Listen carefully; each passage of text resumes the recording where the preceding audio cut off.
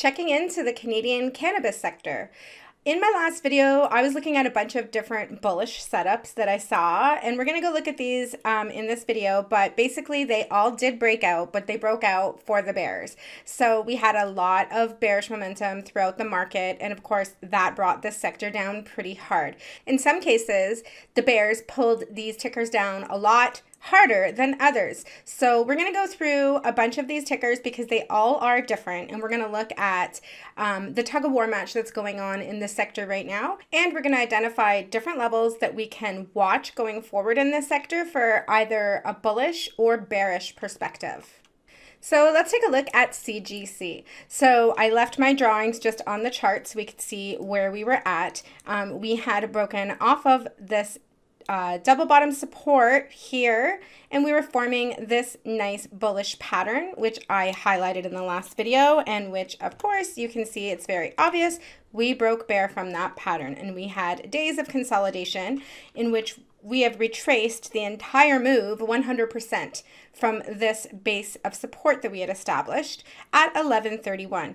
Now we have not broken that base yet, so this is what we're going to watch for CGC going forward. CGC is looking bearish at this point. We had tried to change the trend here. We tried to get to this SMA 100, but we didn't make it, and the bears have taken control. So basically we're going to watch this 1131 support for CGC because this, like a lot of the charts in the sector, this is the monthly view, and you can see this is looking very head and shoulders look to it, which is a bearish pattern. So right in this area we have this support, but the next level is all the way down at 1025 because this is the huge run up that we had back in 2017, and we didn't establish much support on the way up. So that's the danger of these stocks. If the bears take over, they can push it down, and they can push it down hard. And you can see, looking at the monthly time frame, we have all this increasing bear volume coming in. So let's go back and just go look at a smaller time frame quickly here and just see where we closed. And you can see us stair stepping down all the way down. You can see us touching on the 4 hour this level, which we touched back here, and we broke off of it. So this is the level we're watching. If bears can break this level, then this is going to continue downwards, and this would be a bearish play for those bears interested in that. So otherwise, if we bounce off this level, then we can take a look at this chart after that. But right now, there's not a lot of bullishness to this chart. But the first level for the bulls that I'd be looking at would be to try and get over this 1206 level. Now, if bulls can break this level, then we can start to try and change this hourly trend. So that would be the first level for bulls, and then this is the level for bears. And here we are back to the daily. These are the three levels to keep an eye on. 1025 is the next support for bears. If they can break this 1131, they can go all the way to 1025. So that's what we are going to be watching for CGC. So looking at ACB, we were in a very similar situation as to what we had with CGC. We had this break off of this level. We were forming this really nice bullish looking pattern, and we broke hard bear from that. So this bullish pattern was a complete fake out by the bears, and then the bears just drove the price down hard. So we were starting an uptrend. We were over this SMA 100. We had changed the daily trend, but now we are right back down to where we started. We didn't retrace 100%, but it was pretty close, and we did break this level right here, which this was a nice support area on this chart, and we broke that. So the next level that we can look at is this 640 area, but then also we could come down to this trend line. So I'm going to be watching this area. We could see further retracement down to this trend line. The level that we hit here, 648, is also a possible support area. As you can see over here, we've got some support in this area.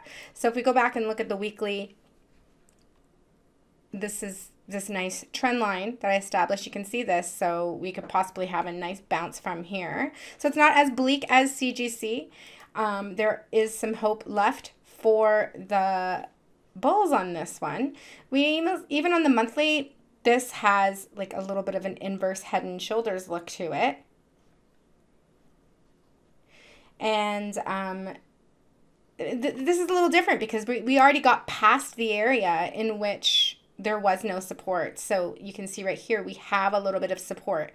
This chart's been beaten down further than CGC's been beaten down. So this one has a little bit more hope for the bulls. So back to the daily, let's go look at the hourly. You can see this area, we've come down a test, we've come down to test. So we're watching this 648 level to see if it can hold. And then if it doesn't, we're gonna look further down at that trend line. But for the bulls, the area we want to get over here would be the 688. So it's a tight range. We can watch this range to see who has control the next market trading day. And then we can go beyond that at that point. We had one little green day, but we didn't change anything here. So we want to see if we can have some continuation by breaking the 688 level for the bulls, and then the bears would want to push this below 648, and then they could push it down further after that. So 688, that's not that far away. We closed at 678 on ACB. If we do break that 688 level, then the next level I'd be looking at for the bulls would be the 708 level for a daily trend change. And you can see that is also lining up right nicely with that SMA 100. If we can get over that level, then ACB has some hope for the bulls to continue what they started yesterday on this chart. CRON, now I didn't include this in any of my other videos because of all of the stuff that was going on with the chart. It was just really too difficult to get a read on it because we had this really hard pump and then we had a really hard dump the next day.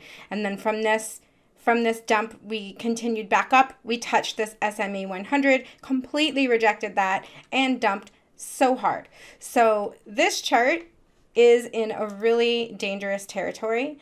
We broke this 462 level, which was basically the last level that we had for support. So this is what I was saying in the beginning with this hard run up in 2018 or 2017. This is where we're at with CRON. Dangerous territory because from down here and definitely looking head and shoulders. If this one breaks bearish beyond this levels, we could just continue. There's not much support until we get all the way down to this area, which is going to not be good news for the bulls. So we're in dangerous territory here. Not a lot of support. So I was able to pull up some support, some previous resistance that we had. It's not a key level, but it is a slightly strong level there at 443. So we can look at that level next. But you know, we did break the 462, but in this market and the way things go lately, we break support and it's not exactly a level to the penny. It is more of a zone. So if we can stay in this zone and possibly bounce off this, then that could work for the bulls as well. And I'll go over and look at the hourly chart. On the 4 hour, you could see we could have, this would be an early detection, but we could have an inverse head and shoulders possibly playing out here. We don't have any oversold conditions or anything like that happening. A flush down to this 443 level could give us that, and then we could possibly have some type of bounce. We did have a little bit of a green day, but we didn't make any changes in terms of any hourly trends or anything like that for the bulls. So we could shoot for getting over this level. First thing, 499, and then that would be the clue. If the bulls can get over that, that's the clue, and then you start looking at further levels for the bulls to break. So 499, then 517 until we can make our way up to this area 575. And then we could say that the bulls are stepping up. So right now it looks like the bears are in control of this tug of war match, and the bulls really need to step up. We closed with a little bit of a falling wedge here, so it's possible that we do have a breakout on the market open. So this is one I'm going to keep an eye on, but not one that I'm interested in at this point, because there's just too many games going on with CRON and a lot of back and forth, and I know there's some type of political stuff happening here. So I would be staying away from this. I just want to take a look at this ticker. OGI. Now here's an example of support zones coming into effect. So yes, this was earnings, and we did have a little bit, we've had a little bit of a bounce since earnings. Bears had complete control until then from this point. But if we go back and look at this 183 level, this is really not really a level, not just one exact price level, but we are in this big area of support. It's a zone. It's also a previous demand zone, you could call it. So that's why, although I do always look for specific price points, because exact double bottoms and price points can be big clues, or double tops, I do look for price points, but that's why we also want to always keep in mind that that price can also be a zone. So we can look at something like this around this price point, and you can see how much support we have in this zone. It's not an exact price, it's a zone. So if we broke off that zone, then here we go off of earnings for OGI. Again, no specific type of trend changes, but yeah, that was very clear to me when I flipped over to the 4-hour. Very clear inverse head and shoulders going on here. I don't know if I have to draw that, but I'm going to anyway. You can see that's pretty clear. I don't have to draw it for myself, I just see it, but I do like to draw it for those that can't envision it, that it is a very clear inverse head and shoulders. So we could project that move coming up here. Now I would want to see a break of 218 for continuation on the next trading day, and then I would possibly look at this inverse head and shoulders playing out for OGI. But if we flick back to the daily, you can see this 218 is a very clear resistance level. So that's why I like that level. If we can break that level and we can see a little bit of follow through on that level, then we can definitely start to change things here for OGI. That wouldn't change any trends. We need to break that resistance. Then the next level after 218 we'd be looking at would be somewhere around this area, 233. You can see we have a lot of resistance in this area. And then obviously up at this SMA 100. This isn't going to happen probably not that quickly. It depends. We need some news. News can change everything, but this could take a while. But here's the levels that we want to break through for the bulls to try and change things in OGI. If we can't get through this 218, then we would call that a rejection, and we would come back down and then possibly start to test this 183 area again. Okay, Hexo, this one is in all-time low territory. We bounced off this 110 level, had a little bit of a green day, but that doesn't mean anything, not until we start breaking some resistance. So we would need to get over this 129 level before even bulls can consider anything happening, because remember, if bears are just pushing this down, eventually they're going to cover their shorts on days that we have green in other areas of the sector. They're going to cover their shorts, and then if we don't change things, they're going to just reopen those shorts. So this is why I wouldn't be paying attention to anything until we get through, as in starting a position. Unless we had more extreme weakness here, I wouldn't be starting anything. But we would need to get through that 129. Then we would need to break some levels like up around here, 167, before bulls could start to think anything serious. We have to at least get through this EMA 12. So bears are in control here on Hexo. All-time lows is like being in all-time highs. There's no levels. You could just keep going and going and going. But the one thing that I was able to pull up here, something that jumped out at me, is the Elliott waves, because they're very clear. I think it was clear when I was looking at the weekly. Yeah, it's very clear when you look at the weekly of the waves. 1, 2, 3 has to be longer than 2 to qualify. So this qualifies. That 3 wave is pretty long. 4 and then 5. So it's a question of how far down are we going to come in wave 5 before we start our correction wave, which would be wave A. So this is definitely something to be looking at for a position at some point. We are weekly oversold, but not daily oversold. Not 4 hour, nothing on the smaller time frames oversold. We can stay weekly oversold for a long time. If you look at the RSI down here, here's the last time we were weekly oversold, and look how long we stayed in that area. So it doesn't really mean that we're going to come out of this area anytime soon. I wouldn't be interested in anything in Hexo as a bull unless I started to see some of these changes happen in a smaller time frame.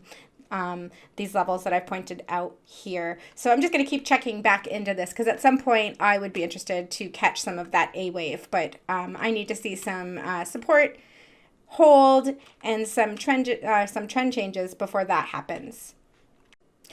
Tilray, the last time I looked at it, we had this okay setup. Again, this was at the time when they all had these bullish looking setups, and of course the bears just completely took this down, and the bears have been in control since then.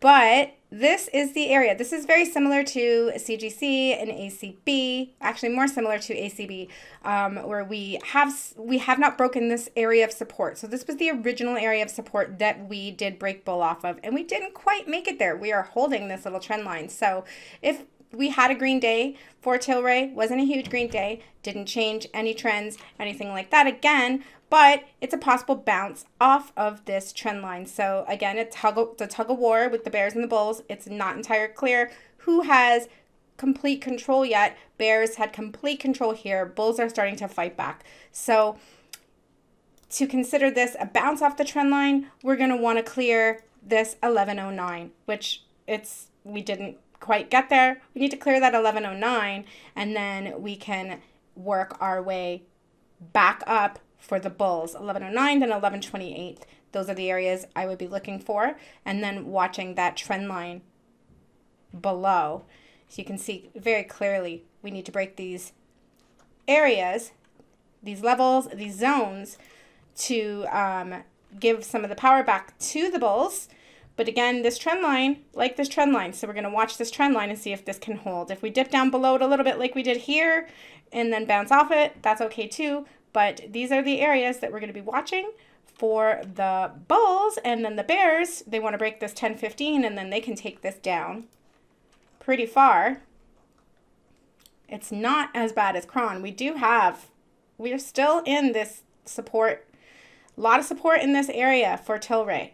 So even if we were to break, we would find other levels down below. So this chart is definitely not in such a fragile state as we have with CRON. If bulls are able to break those levels, then the levels that I will be watching going forward is this 1257 area, which lines up with this SMA 100. We want to get through that for the bulls to have definite confirmation that the bulls are in control. SNDL. Now, this is the one that started the last big run because we had a lot of strength coming off of this whole, we had this big support level just building for days where accumulation was happening here. And basically, we had the earnings. We had a run up to the earnings, then a huge reaction from the earnings. So this chart just to me just looks like somebody knew that something was going on. Somebody knew that earnings was going to be good. They were just basically building up their positions here. This is a lot of volume. This is like 48 million shares a day, 58 million shares a day. And the price isn't really moving that much. So when you see that much volume with the price not moving that much, there's a lot of shares changing hands at the same time. That is something to just be aware of. And then we have a huge, a pump right here a couple days before, 200 million. Then we have a big, huge reaction. So definite big reaction from SNDL, left a huge gap. I played this, but I was out of this because I did not like the big gap. we came down over days, filled that gap, and continued down in the bearish momentum, which we've been seeing. But then we have this nice trend line that we can watch on SNDL, and we also did not break that original support at 65. So what we want to watch here is what's going to happen. Are we going to start going sideways? Or are we going to bounce off this trend line? I did start forming a little bit of position here, kind of a lotto play, but I saw some volume coming in, and this is just a small swing. It's a volatile penny stock. I like to go in and out of this one. It definitely does pen out nicely here and there. I mean, you can see the big moves that we have, and then we come back down. So looking for another big move to come off of SNDL, unless the bears push us below this level, in which I would definitely then get out of my position, which is, it would be like a 2-penny loss. So this is where I'm at with SNDL. The bears have definitely had control, and right now it's a tug of war, and it's the same position as the other ones. But although we did push it a little bit over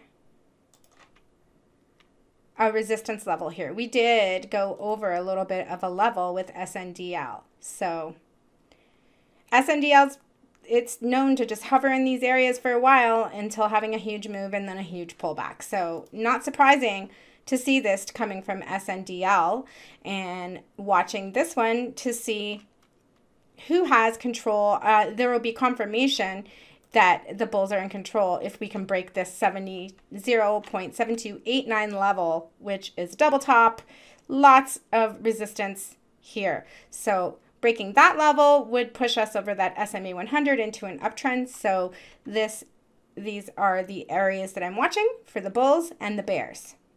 So in some of the areas of the sector, it's very clear that the bears have control. But as you can see, when we went through and did a really deep dive on some of these areas, it looks like we are starting a little bit of a power struggle, and the bulls are trying to fight back a little bit. So there are areas that it's clear in the bears' control, but there's other areas where we can be watching for bulls to possibly make a move. So I will keep my eye on the sector, and when I see things change, I'll follow up with another video. Until then, I hope everybody had a great Thanksgiving, and we'll see you in the next one.